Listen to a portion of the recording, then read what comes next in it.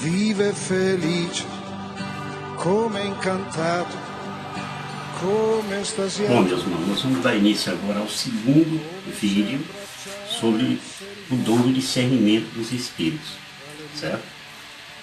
E vamos começar falando de alguns exemplos da ação de diversos espíritos, né?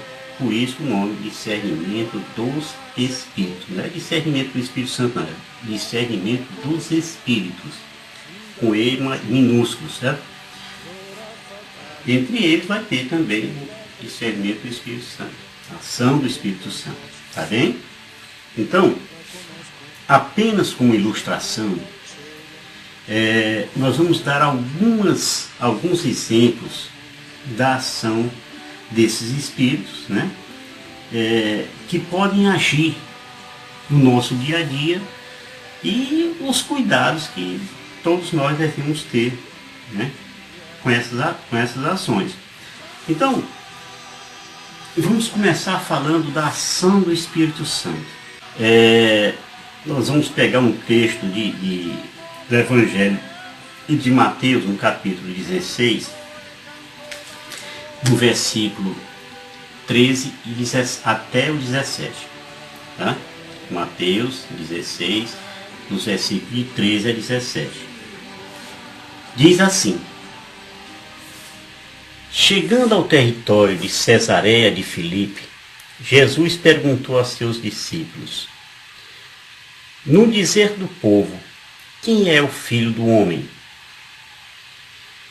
Responderam: uns dizem que é João Batista, outros Elias, outros Jeremias, ou um dos profetas. Disse-lhe Jesus: e vós, quem dizeis que eu sou? Simão Pedro respondeu: tu és o Cristo, o Filho de Deus vivo. Jesus então lhe disse: feliz és tu, Simão, filho de Jonas, porque não foi a carne nem o sangue que te revelou isso, mas meu Pai que está nos céus. Olha aí a ação do Espírito Santo. Então, quando a gente está sobre a ação do Espírito Santo, é uma ação de verdade, é uma ação de consolo, uma ação de um aconselhamento seguro, certo? Você está discernindo porque o Espírito Santo está ali lhe orientando. Uma outra ação, o espírito humano, né? Vamos ver o que diz como é que a gente pode exemplificar essa ação do espírito humano. No Evangelho ainda de Mateus, no capítulo 26, no versículo 33 a 35, vai dizer o seguinte: Pedro interveio, né, e disse: mesmo que sejas para que todos uma ocasião de queda, para mim jamais o serás. Em verdade te digo, nesta noite mesma, antes que o galo cante 3 vezes, me negarás. E respondeu-lhe Pedro: mesmo que seja necessário morrer contigo, jamais te negarei. E todos os outros discípulos diziam-lhe o mesmo. Você está vendo aí como é que a ação do espírito humano, aquilo que vem do impulso, que vem da carne, que vem de uma coisa emotiva, sem base de nada. Então a gente tem que ter cuidado com a nossa própria esse espíritozinho humano que fala em nós, que às vezes nos leva para uma situação de confusão total. Então, quando você tiver, meu irmão, minha irmã, uma decisão, que você for tomar uma decisão, olha, você vai, peça ao Espírito Santo uma opinião, né? Peça ao Espírito Santo uma indicação, peça ao Espírito Santo como você deve falar, peça a instrução, né? Do Espírito Santo. Mas quando você age só por impulso, pela sua cabecinha, pela minha cabecinha, pela sua. A gente, não que renegue, mas se a gente não dá importância de pedir ao Espírito Santo que nos ajude, que nos dê uma orientação, a gente tende a fazer bobagem. Também sobre o espírito humano, Paulo orienta, né?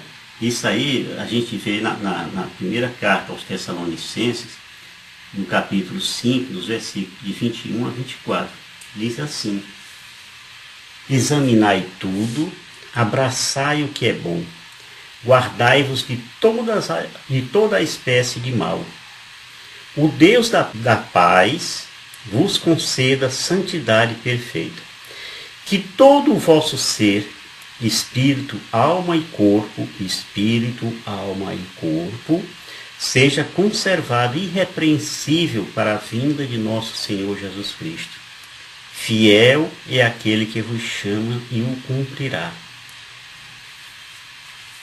Entenderam bem essa passagem? Examinai tudo, abraçai o que é bom, guardai-vos de toda espécie de mal.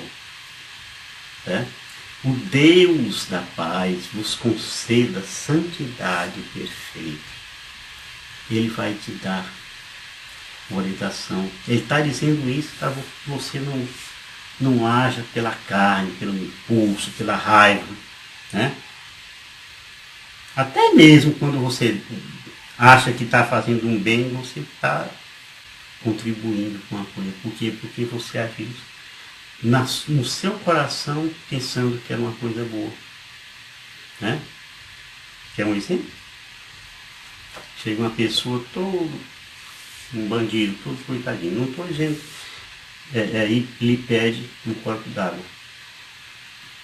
Você vê, sabe, conhece que a pessoa é um bandido, é um assassino, mas no seu coração, senão a bondade me diz que eu devo abrir minha porta aqui, aí você abre, aí vê as consequências. Então não estou querendo dizer com isso que ninguém deva dar copo d'água, mas tenha cuidado. Tenha cuidado, a gente não precisa ser bobo, não.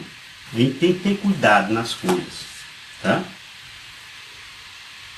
Você pode até não estar compreendendo isso que eu estou dizendo, mas serve. Imagine você, ouve quase todo dia pelas redes sociais ou pela televisão dizendo que alguém se fardou desse pessoal que fica olhando se tem já o negócio de dengue, essas coisas. E quantos bandidos não estão se armando disso? Quantas pessoas não entram em prédios dizendo que vão consertar a televisão, não sei o que foram chamados para vir no telefone, e, na verdade eles tiveram uma informação privilegiada, aí entram no seu apartamento e fazem uma coisa. Discernimento. Peça ao Espírito Santo discernimento antes de abrir uma porta, antes de tomar uma atitude só pela sua cabeça. Uma outra ação que eu quero falar aqui é a ação do espírito maligno. Eita, meu Deus do céu. Essa é terrível. Então, para exemplificar essa ação do espírito maligno, nós vamos usar um texto aqui de Mateus, no capítulo 16, do versículo de 21 a 23. Ela vai dizer o seguinte: desde então, Jesus começou a manifestar a seus discípulos que precisava ir a Jerusalém e sofrer muito da parte dos anciãos, dos príncipes, dos sacerdotes e dos escribas. Seria morto e ressuscitaria no terceiro dia. Pedro, então, começou a interpelá-lo e protestar nesses termos: que Deus não permita isto, Senhor. Isto não te acontecerá.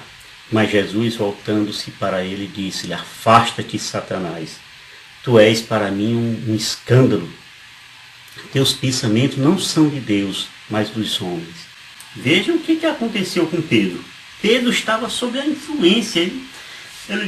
Ele não se precaveu e o espírito maligno fez com que ele dissesse para Jesus que Jesus não devia ir cumprir a sua missão, que ele foi destinado para isso.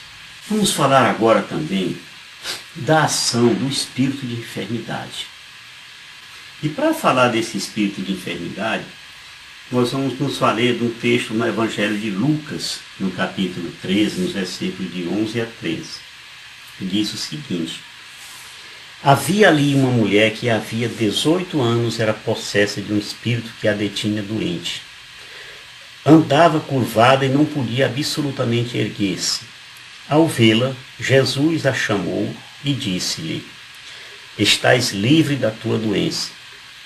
Impôs as mãos e no mesmo instante ela se endireitou, glorificando a Deus. Lucas 13, versículos de 11 a 13. Também eu quero falar aqui de um outro espírito. Nós estamos falando aqui da ação de vários espíritos, né? Falando do Espírito Santo, Espírito humano, Espírito de enfermidade, né? Espírito maligno. Agora vamos falar da ação do espírito de adivinhação. Né? Do espírito de adivinhação. E para isso nós vamos nos valer de um... Olha que eu estou dando para vocês um embasamento. Isso aqui está na palavra, não é coisa inventada da minha cabeça, não. Eu estou me valendo aqui do texto de Atos dos Apóstolos, capítulo 16, nos versículos de 16 a 18. Diz o quê? Certo dia, quando íamos à oração, eis que nos veio ao encontro uma moça escrava que tinha um espírito de Pitão. Esse espírito de Pitão é aquele de adivinhação, que essas coisas, né? A qual, com as suas adivinhações, dava muito lucro a seus senhores. Pondo-se a seguir a Paulo e a nós, gritava: estes homens são servos do Deus Altíssimo, que vos anunciam o caminho da salvação. Aí ficou repetindo isso muitos dias. Por fim, Paulo se enfadou daquilo e voltou-se para ela e disse ao espírito que estava nela, né? Ordeno-te em nome de Jesus Cristo que saias dela. E na mesma hora ele saiu. Atos 16, versículo 16 a 18. Por isso, olha, está vendo a necessidade do discernimento? A gente tem que ter discernimento. São do espírito surdo e mudo. Para embasar isso na Bíblia, nós vamos nos valer aqui do Evangelho de Marcos, no capítulo 9, nos versículos de 25 a 27. E o que é que diz esse texto? Vendo Jesus que o povo afluía, intimou o espírito imundo e disse-lhe: espírito mudo e surdo, eu te ordeno, sai deste menino e não torne a entrar nele. E gritando e maltratando extremamente saiu. O menino ficou como morto, de modo que muitos diziam: morreu. Então Jesus, porém, tomando-o pela mão, ergueu e ele levantou-se. Marcos 9, 25 a 27. Quer ver uma outra ação de um espírito que pode agir em nós, nas pessoas? É a ação do espírito do erro. Né? E qual o texto que nós vamos dar para dar esse exemplo? É a primeira carta de João, né? No capítulo 4, versículos 5 e 6. Diz o quê? Eles são do mundo. É por isso que falam segundo o mundo. E o mundo os ouve. Nós, porém, somos de Deus. Quem conhece a Deus, ouve-nos. Quem não é de Deus, não nos ouve. É nisto que conhecemos o espírito da verdade e o espírito do erro. Então, notaram como agem os mais variados espíritos? Como é que nós podemos escapar das ciladas do inimigo? Então, nós podemos escapar usando ao máximo o dom do discernimento. Tá certo, meu irmão? Quando você tiver que tomar uma decisão, quando você vir que a coisa está tomando um rumo ignorado, que está começando uma confusão, do nada nasceu uma confusão na sua casa, no seu trabalho, se acaete um pouquinho, vá para um cantinho mais sossegado, vindo do Espírito Santo, e enchei o coração do vosso fiel, e acender nele o fogo do vosso. Enviai, Senhor, o vosso Santo Espírito. Aí você pede que o Espírito tem em seu socorro. Tá bem? Então, meus irmãos, nós podemos escapar usando ao máximo o dom do discernimento, né? Que nos é concedido pelo Espírito Santo, né? E que devemos regar com santidade, certo? Santidade, caridade e muita oração. Até que na primeira carta de João, nessa mesma carta que a gente estava vendo agora, né? Ele orienta a gente da mesma forma, né? Caríssimos, não deis fé a qualquer espírito, mas examinai se os espíritos são de Deus, porque muitos falsos profetas se levantaram no mundo. Nisto se reconhece o Espírito de Deus. Todo espírito que proclama que Jesus Cristo se encarnou é de Deus. Todo espírito que não proclama Jesus, este não é de Deus, mas é o espírito do anticristo, de cuja vinda tendes ouvido, e já está agora no mundo. Aí eu pergunto, qual é a utilidade do discernimento carismático? Né? Então, o discernimento dos espíritos, como um dom importante que é, ele não vem da nossa capacidade humana, nem das, assim, de deduções científicas, né, que possamos ter adquirido através dos estudos, através de pesquisa e tal, né? Também pode ser entendido como uma espécie de visão, né, ou de sensibilidade. Ele também pode ser entendido como uma revelação espiritual da operação de diferentes tipos de espíritos numa pessoa ou numa situação. Enfim, esse dom, ele é um meio através do qual Deus nos faz consciente do que acontece à nossa volta. Basicamente, esse dom é útil em 4 ocasiões. Né? Que ocasiões são essas? Ele aumenta a margem de acerto em tudo que fazemos ou iremos fazer, né? Quando a gente tem um bom dom de discernimento. Segundo, ele nos ajuda a descobrir a vontade de Deus através de outros carismas, certo? Terceiro, é ele que suscita os servos para exercer as atividades de coordenação, pregação, animação, etc, né? Aconselhamento.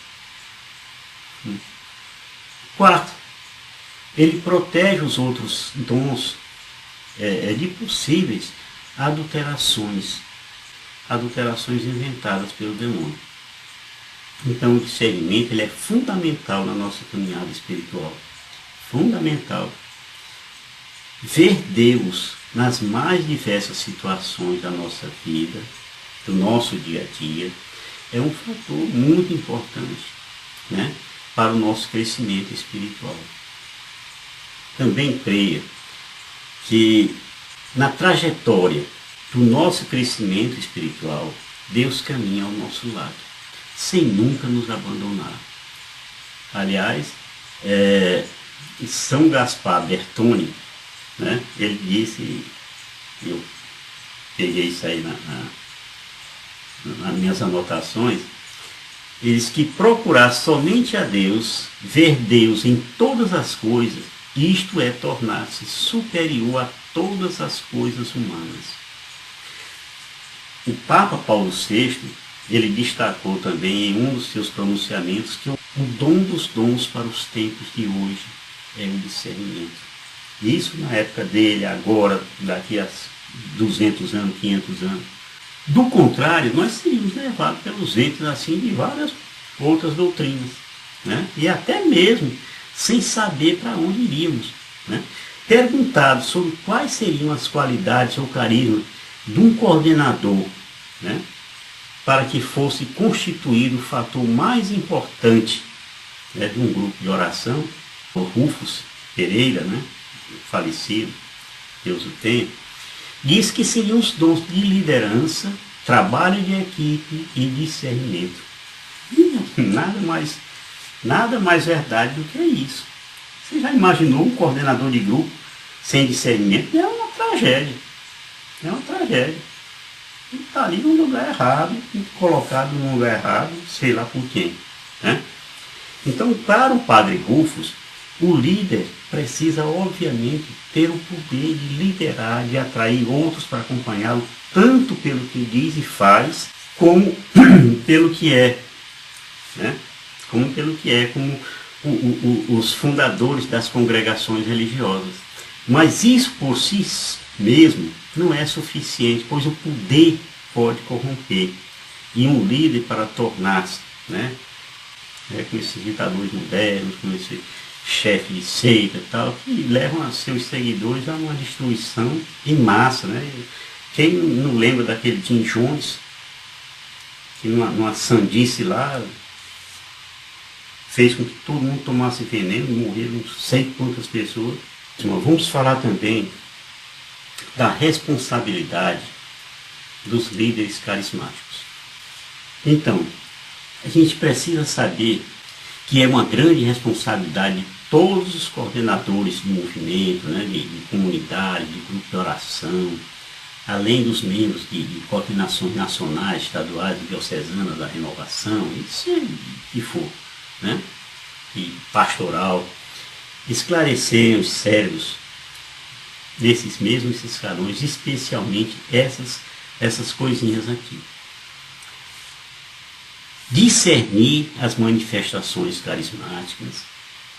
2. Usar o discernimento em todas as ocasiões.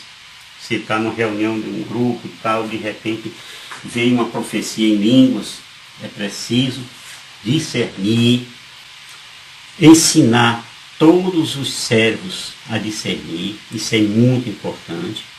E discernir especialmente o quarto ponto, né? O quarto ponto é discernir especialmente onde houver um entusiasmo coletivo. Porque muitas vezes o inimigo, quando eu digo inimigo, é Satanás mesmo. Ele coloca assim uma ideia, você está num grupo, você está num núcleo, orando e tal, e de repente vem uma coisa lá na profecia, aí todo mundo se entusiasma, ficam tão entusiasmados que esquece de discernimento. E é Satanás já botando a pessoa para fazer o que é errado. Né? Cuidado. Né? Esse dom ele é necessário também, olha, nas orientações pastorais, na percepção da ação de Deus e na sua vontade. É preciso que os coordenadores de grupos de oração tenham cuidado, né? Os coordenadores de comunidade, de pastorais, tenham cuidado. O demônio, ele anda rodeando cada um, né? Cada um dos que estão ali naquele meio ali, né? Dos que prestam serviço a Deus. Por quê? Porque ele quer justamente criar problema, ele quer criar confusão. Quando ele vê que a coisa está andando muito bem, aí ele bota ali umas coisinhas ruins para todo mundo ficar apavorado, ficar um xingando o outro, um reclamando do outro. Esse é o serviço dele. Isso é ruim. Certo? Então, se o grupo tiver unido, primeiro, evitar todo espírito de fofoca.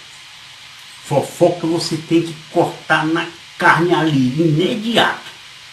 Ela não tem que deixar, vamos florescer. Não, é cortar imediato. Ou você corta a fofoca, ou você acaba com o grupo.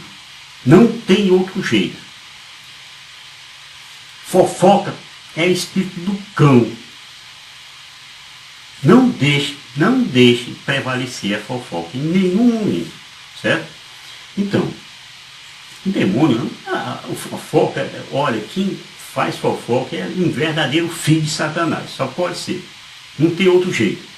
Isaías, no livro de Isaías, no capítulo 8, no versículo 19, diz lá: se vos disserem, consultai os espíritos dos mortos, os adivinhos, né, os que conhecem segredos, e dizem em voz baixa, porventura um povo não deve consultar os seus deuses? Consultar os mortos em favor dos vivos? Acaba vier com um negócio desse, você reaja rapidamente. Né? porque ali está a ação, a mão do inimigo está ali. O profeta Isaías diz uma coisa sobre aqueles que põem a confiança nos que prometem as vitórias e nada consegue de permanente. Nada, nada, nada. Deus até ironiza essas pessoas, como a gente tira da própria Bíblia um texto que diz assim: agarra-te, portanto, a teus feitiços e a multidão de teus sortilégios, nos quais te esmerastes desde tua juventude. Talvez acharás uma receita eficaz para criar o terror. Esbanjaste teus esforços entre tantos conselheiros, que eles então se levantem e te salvem, aqueles que preparam o mapa do céu e observam os astros, que comunicam a cada mês como irão as coisas. É a questão dos horóscopos, né? Ei-los como argueiros de palha que o fogo consumirá. Não poderão escapar às investidas da chama. Não será um braseiro onde se coze o pão, nem um fogo perto do qual se assenta. Eis que valerão teus feiticeiros que têm procurado consultar desde a tua juventude. Eles fogem espavoridos, cada qual para seu lado, sem que nenhum venha em teu socorro. Isso aí está em Isaías 47, nos versículos de 12 a 15. O padre Rufus Pereira, que eu falei agora há pouco, né? Ele perguntado pelo bispo dele lá na Índia, né? Sobre o dom de discernimento e por que um grupo de oração da sua diocese atraía tanta gente, né? Respondeu que era porque esse grupo tinha um programa bem planejado pelo ano inteiro e também porque tinha um notável coordenador, apoiado por um núcleo unido, né? E cheio de dons. O núcleo, além de unido, era cheio de dons. Esse homem era uma imitação de Jesus, que deixou naquele tempo um legado tanto de um plano de ação eficaz, como de um grupo unido de 12 apóstolos, liderado por Pedro, para estabelecer seu reino na terra com o poder do Espírito Santo. O fato é que, acima de tudo, um líder carismático precisa ser aquele, que tem a visão e discernimento, e não apenas muitos seguidores. Não adianta você ter uma igreja lotada, um grupo lotado, e não ter discernimento para nada, minha amiga, meu Deus do céu. Mas esse líder, ele deve conduzir essa gente, confiante e alegremente, né, para o que está à sua frente, que é o reino de Deus e a sua glória. Né? Pois isso mesmo está escrito né, em Provérbios, no capítulo 29, no versículo 18, no início do versículo 18, diz assim: por falta de visão, o povo vive sem freios. Olha, nós compreendemos então que o que torna autêntica a visão do líder, né, para o trabalho do seu grupo de oração, o seu ministério, para a liderança, né, de seu núcleo, para ele mesmo, né, em sua posição como líder principal, é o dom do discernimento.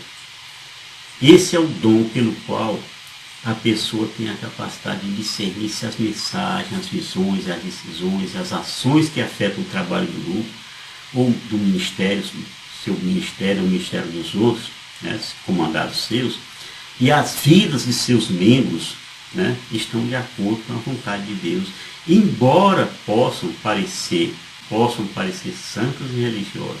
Né? Então o líder precisa perceber se esses companheiros ou companheiras são de fato inspirados pelo Espírito Santo ou até mesmo da influência do Espírito maligno sob o disfarce de um anjo, né? De um anjo de luz. São Paulo mesmo não se surpreendeu que mesmo Satanás coloque a máscara de um anjo de luz. Né? E isso aí nós vemos na segunda carta aos Coríntios, no capítulo 11, no versículo 14. Diz o que não é de espantar, pois se o próprio Satanás se transfigura em anjo de luz. Outro fato que deve ser muito observado por todos os líderes carismáticos é quanto à humildade. Né? Quanto à humildade. Eu li já certa vez um comentário de um monge do século V, né, sobre isso. O nome desse monge é Macário. E um dia esse monge, padre Macário, voltava do pântano, né, para sua cela, cela que assim um quarto, né, levando umas folhas de palmeira. No caminho o diabo veio ao seu encontro com uma gadanha, né, é uma espécie de foice assim, com cabo comprido para cortar feno. Feno é alimento de gado, né? E quis feri-lo com ela, mas não conseguiu. E disse-lhe então o diabo para esse monge, né? Macário, por tua causa passo por muitos tormentos, pois não posso vencer-te. No entanto, faço tudo o que tu fazes. Tu jejuas, eu também, e eu nunca como. Tu fazes vigia e eu nunca durmo. Só me suplantas num aspecto. E aí o Macário perguntou, em qual? E o diabo lhe disse, na humildade. É ela que não me deixa vencer.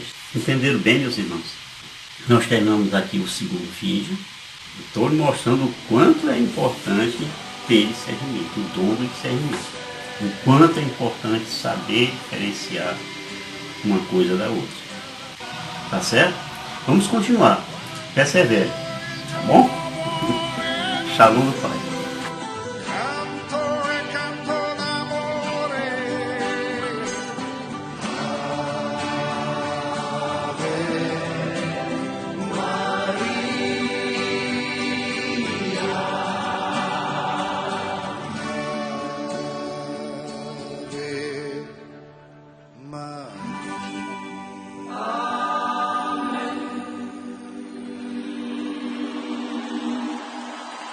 Grazie.